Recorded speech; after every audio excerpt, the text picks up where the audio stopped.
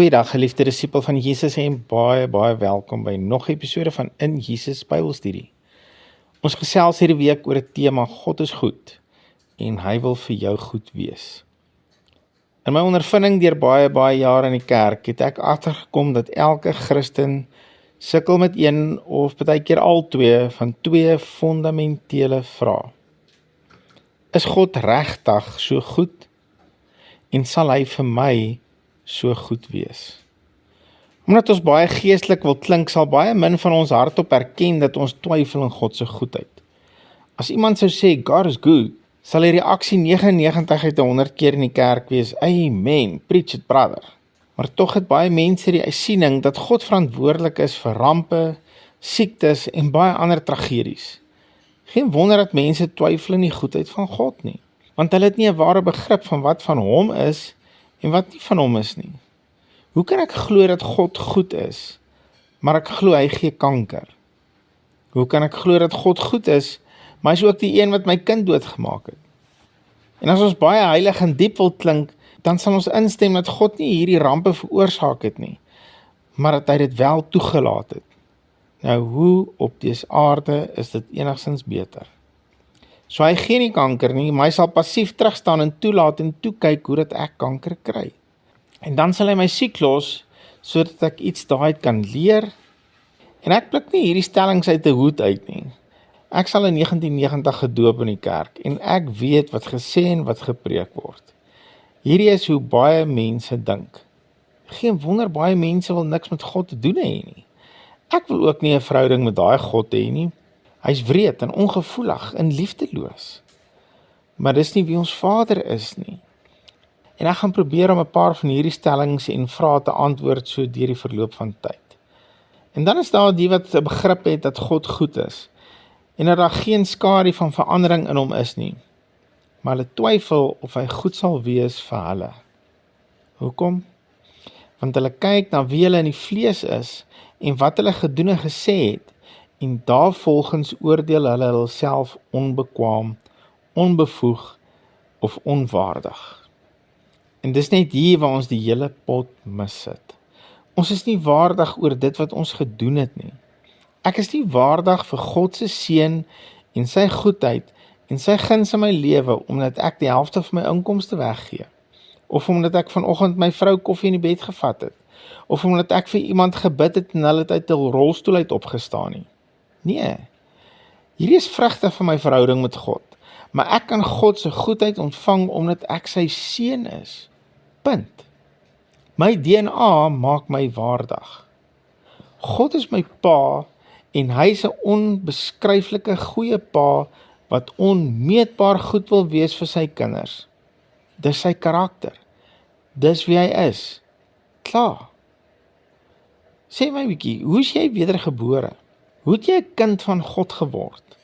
Jy het 'n woord gehoor, 'n onverganklike saad, en jy het die woord geglo. En daardie woord, daardie saad het gedoen wat jy nie kon doen nie. Dit het jou verander vanaf 'n mens onder die eerste arm, na 'n seun van God onder die laaste arm, Jesus. Deur eenvoudig daardie woord te glo, het jy seun geword. Hoe kry jy nou toegang tot enige ander belofte in die koninkryk van God? Op presies dieselfde manier, jy glo 'n woord. Dis waarna God smag, dat ek en jy eenvoudig sal glo wat hy sê en rus in sy goedheid, dat hy sal doen wat hy gesê het, hy sal doen.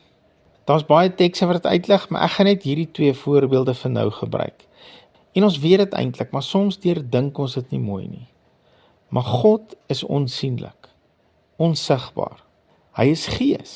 Kolossense 1:15 sê hy, Jesus, is die beeld van die onsienlike God, die eerstgeborene van die hele skepping. So God is onsienlik, maar as jy wil weet hoe lyk God, kyk na Jesus. Hy is die beeld van God. In 1 Timoteus 1:17 sê die woord, aan die koning van die eeue, die onverderflike, onsienlike, alleenwyse God. Kom toe die eer en die heerlikheid tot in alle ewigheid. Amen. So God is gees en onsienlik. Maar hy wil ook graag verhouding met my en jou hê. En vir 'n verhouding om te werk, moet ons hom tog kan ken. En hoe wil hy hê ons moet hom ken? Deur sy woord. Jesus sê in Johannes 6 vers 63 dat sy woorde lewe en gees is. God wil hê dat ek en jy hom sal leer ken en ervaar deur sy woord. Dit is sy nommer 1 vorm van kommunikasie met ons. En as jy regtig sy hart wil warm maak, glo sy woord en sy beloftes.